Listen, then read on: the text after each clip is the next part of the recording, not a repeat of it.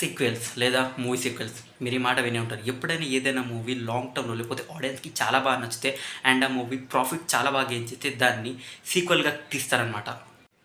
Like example చెప్పాలంటే 'రాజుగారి గది పార్ట్ 2' లేకపోతే 'చంద్రముఖి పార్ట్ 2' అండ్ రీసెంట్‌గా వచ్చిన 'టిల్లు స్క్వేర్' అయినా. ఇలాంటి సీక్వెల్స్‌ని ప్రొడక్టివ్ సీక్వెల్స్ అంటారు. ఎందుకంటే ఇలాంటి మూవీస్‌కి ఫస్ట్ పార్ట్‌తో వీళ్ళకి ఎటువంటి సంబంధం ఉండదు. అండ్ ఆ స్టోరీ లైన్ ఈ స్టోరీ లైన్‌కి చాలా డిఫరెంట్‌గా ఉంటుంది. అండ్ ఈ మూవీస్‌ని తీసే ఒకే ఒక రీజన్ ప్రాఫిట్. మామూలుగా జనరల్లీ ఏదైనా ఒక మూవీ చాలా బాగా ప్రాఫిట్ గెయిన్ అయితే లేకపోతే చాలా ఆడియన్స్‌కి నచ్చితే దాన్ని పార్ట్ 2గా తీస్తారని ప్రొడ్యూసర్స్ డిసైడ్ చేస్తారు. బట్ ఆల్రెడీ ఆ డైరెక్టర్ దగ్గర ఆ పర్టికులర్ పార్ట్ 1 స్టోరీ కనుక వాళ్ళ దగ్గర లేకపోతే డైరెక్టర్స్ వాళ్ళ దగ్గర రైట్స్ అనేటివి కొనేస్తారనమాట. ఎందుకంటే ఆ మూవీకి చెందిన రైట్స్ డైరెక్టర్ దగ్గర ఉంటాయి. సో ఈ ప్రొడ్యూసర్స్ ఏం చేస్తారంటే డైరెక్టర్ దగ్గర రైట్స్ కొనేస్తారు. అండ్ దాని తర్వాత వేరే డైరెక్టర్స్కి లేకపోతే వాళ్ళే వేరే ఏదైనా ఒక రైటర్ని తీసుకోండి దాని పార్ట్ 2ని ప్లాన్ చేస్తారనమాట. అండ్ దీన్ని మనం ప్రొడక్టివ్ సీక్వెల్స్ అని అంటాం, లైక్ పార్ట్ 2 అని. బట్ ఇక్కడ కొన్ని మూవీస్ వెల్ ప్లాన్గా ఉంటాయన్నమాట. ఎందుకంటే ఆ స్టోరీ లైన్ వాళ్ళది చాలా లాంగ్గా ఉంటుంది. మీకు ఎగ్జాంపుల్ చెప్పాలంటే 'పుష్ప' లేకపోతే 'బాహుబలి' మూవీస్. ఈ మూవీస్ ఆల్రెడీ ప్లాన్ 2 కానీ లేకపోతే పార్ట్ 2 కానీ వీటిని ఆల్రెడీ ప్రిపేర్ చేసుకున్నారనమాట. అండ్ జనరల్లీ మనం చెప్పాలంటే ప్లాన్ అంటే వెల్ ప్లాన్డ్గా ఉన్న పార్ట్సే ఇండస్ట్రీలో ఎక్కువగా ప్రాఫిట్ అవుతాయి అండ్ ప్రాఫిట్గా గెయిన్ అవుతాయి అనమాట. సడన్గా ఒక మూవీ హిట్ అయ్యేది అండ్ దాని తర్వాత ప్రొడ్యూసర్ దానికి పార్ట్ 2గా ప్లాన్ చేస్తే ఆ మూవీ ఛాన్సెస్ లేకపోతే ప్రాఫిట్ గెయిన్ చేసే ఛాన్సెస్ చాలా తక్కువగా ఉంటాయి. స్టార్టింగ్లో వాళ్ళు 1-3 డేస్ వరకు వాళ్ళు ప్రాఫిట్ గెయిన్ చేస్తారు. బట్ లాంగ్ టైంలో ఆ మూవీస్కి వచ్చే ఒక ప్రాఫిట్లో చాలా రిస్కీగా ఉంటుంది అనమాట. అండ్ సో ఇక్కడ ఇవాళ నేను మీకు టాప్ 3 మూవీస్ గురించి చెప్తాను which is bang in block buster. అంటే ఈ బ్లాక్ బస్టర్ మీద చాలా హైప్ క్రియేట్ చేశాను అనమాట. సో సో దీన్ని చూసుకొని వీళ్ళ క్రియేటర్స్ లేకపోతే చెప్పాలంటే దీని మేకర్స్ టాప్ సెకండ్ సీక్వెల్స్ గురించి ప్లాన్ చేస్తారు. అండ్ అదంతా చండలంగా ఉన్నాయంటే I can't explain, but I explain. So let's start. Number 1 Arya. Sukumar and Allu Arjun కాంబినేషన్లో వచ్చిన ఈ మూవీ చాలా బాగుంటుంది గైస్. చాలా ఫీల్ గుడ్ మూవీ ఇది. అండ్ ఇందులో హీరోయిన్ అయినా ఆ విలనిజం అయినా క్యారెక్టర్ అయినా వేణుమాధవ్ గారి కామెడీ టైమింగ్ అయినా ఈ మూవీలో చాలా బాగుందన్నమాట. అండ్ అల్లు అర్జున్ గారి ఎమోషన్స్ కామెడీ ఈ మూవీలో మనకు ఒక వెరీ గుడ్ ఫీల్ ఇచ్చాయని చెప్పాలి. బట్ ఈ మూవీ సెకండ్ పార్ట్ని కూడా తీసారనమాట. 2009లో వచ్చింది, అదే సుకుమార్ గారి డైరెక్షన్లో. అండ్ ఆ మూవీ చెప్పాలంటే రొట్ట గైస్. ఏమీ లేదు ఆ మూవీలో. ఒక కామెడీ టైం కరెక్ట్గా ఉండదు. లైక్ చెప్పాలంటే ఒక ఆర్య 2 లాంటి ఫీలింగ్ అనిపించేది ఆ మూవీని చూస్తే. ఇన్ఫ్యాక్ట్ ఆర్య పార్ట్ 1లో మనకు కొంచెం ఫీల్ గుడ్ లవ్ అనేది ఉంటుంది.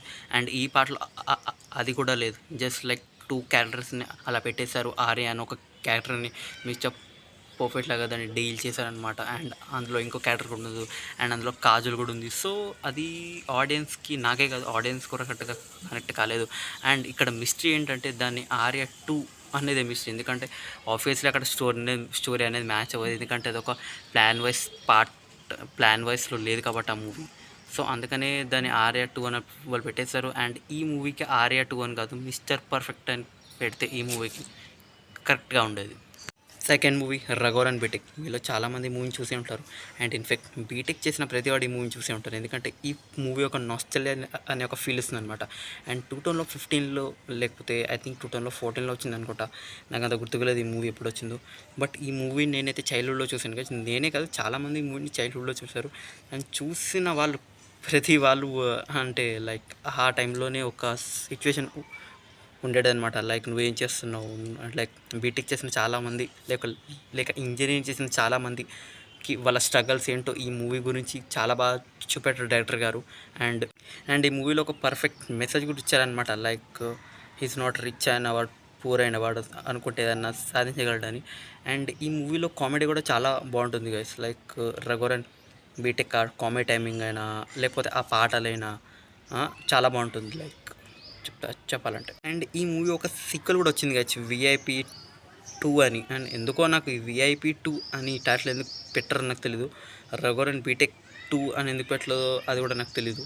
బట్ ఈ మూవీ నాకు పెద్దగా అనిపించలేదు కదా. లైక్ స్టోరీ అనేది వీళ్ళు ఆబ్వియస్లీ కంటిన్యూ చేస్తారు. బట్ అది వెల్ ప్లాన్ ఉండదన్నమాట. Obviously Raghuvaran BTech box office దగ్గర ఒక సక్సెస్ఫుల్ బీట్ అయింది కాబట్టి ఈ మూవీని మళ్ళీ మేకర్స్ అనేది చేశానమాట. సో ఈ మూవీ గురించి పర్టికులర్గా చెప్పాలంటే అండ్ ఈ పార్ట్ 2 గురించి చెప్పాలంటే ఈ పార్ట్ 1ని తీసిన డైరెక్టర్ పార్ట్ 2 తీసిన డైరెక్టర్ సేమ్ కాదు గైస్. ఒరిజినల్ రఘువరన్ బీటెక్ తీసిన డైరెక్టర్ ఈ మూవీని డైరెక్ట్ చేయలేదు, దీన్ని చేసింది వేరే డైరెక్టర్ చెప్పాలంటే. అండ్ ఈ మూవీలో ఆబ్వియస్లీ ధనుష్ అండ్ కాజల్ గారు ఉంటారనమాట లీడ్ రోల్లో, అండ్ అనుపమ్ పాల్ కూడా ఉంటారనమాట. సో ఈ మూవీలో నాకు పెద్దగా కొంచెం ఓవర్ ఎక్స్పెక్టేషన్స్లో వాళ్ళు తీశారు, బట్ నాకైతే అంతగా ఎక్కలేదు. నాకు చాలామంది మూవీ నచ్చలేదు, ఎందుకంటే మీరు చూస్తే సేమ్ యాజ్ ఇట్ ఈస్గా ఉంటుంది కదా మూవీ స్టోరీ అయినా, లేకపోతే ఆ కామెడీ టైమింగ్ అయినా లైక్ జస్ట్ లైక్ మనకు అనిపిస్తుంది రావు గారు బీటెక్ 2.0 చూసినట్టు అనిపిస్తుంది అనమాట చెప్పాలంటే. సో అదే సిమిలర్ స్టోరీ, అదే రఘువరన్ మూవీలో జాబ్ వెళ్తుంది, మళ్ళీ జాబ్ ఎత్తుకుంటాడు, కాజల్తో ఫైట్, అది ఇది. సో ఒక రొటీన్ స్టోరీ లాగా అనిపించింది.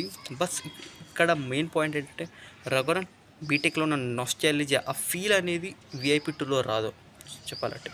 సో అందుకని ఈ సీక్వెల్ కూడా నాకు పెద్దగా నచ్చలేదు, నాకు చాలామంది ఆడియన్స్కి నచ్చలేదు అనమాట. చాలామంది బాగుంది అనుకుంటారు. సో వాళ్ళ ఇష్టం, వాళ్ళకి నచ్చితే దేర్ చాయిస్ అనమాట. బట్ నేను నా ఒపీనియన్ చెప్పాను. నెక్స్ట్ మూవీ చంద్రముఖి గైస్, 2005లో వచ్చింది మూవీ. అండ్ ఈ మూవీ నేను చైల్డ్హుడ్లో చూశానమాట. అండ్ ఈ మూవీ చూసేప్పుడు చాలా భయం వేస్తుంది లిటరల్లీ. ఈ సీన్లో అయితే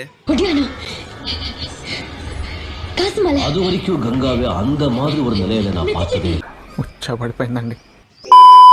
అండ్ సడన్గా ఈ మూవీ పార్ట్ 2 అనౌన్స్ చేశారనమాట. సో ఐఎమ్ హ్యాపీ, ఎందుకంటే చైల్డ్హుడ్లో ఈ మూవీని చూసి బాగా దడుచుకున్నాను అనమాట. సో చూద్దాం పార్ట్ 2లో ఎంత ఉంటుందో. ఈ పార్ట్ 2లో క్యాస్ట్ ఎవరైతే ఉన్నారో రాఘవ లారెన్స్ అనమాట ఆబ్వియస్లీ. అండ్ ఆబ్వియస్లీ మూవీ కూడా రిలీజ్ అయిపోయింది, థియేటర్లో చూశాను అనమాట మూవీ. అండ్ నాకు నవ్వు రాలేదు, భయం రాలేదు, జస్ట్ నా థియేటర్లో అయితే ఒకటే రియాక్షన్, ఇదేం చెత్తరా నాయన.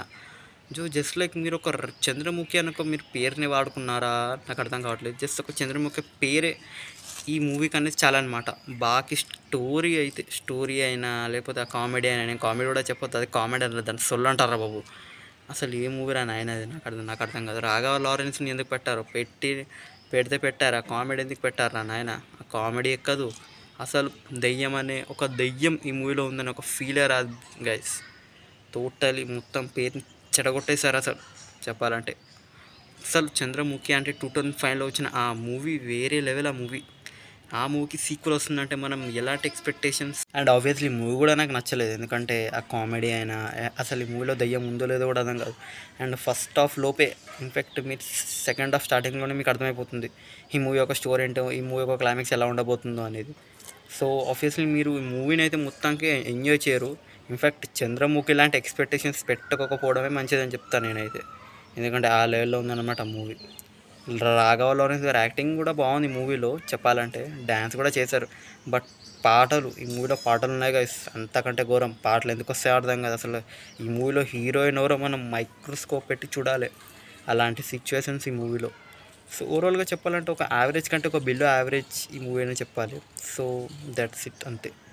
సో గైస్ ఇవి 3 sequels movies which are coming from best blockbuster movies, but there are fail in box office అని చెప్పాలి. సో ఈ వీడియో మీకు ఎలా అనిపించింది నాకు లైక్ చేయండి, షేర్ చేయండి, అండ్ ఛానల్ని సబ్స్క్రైబ్ చేసుకోండి బ్రో. థ్యాంక్స్.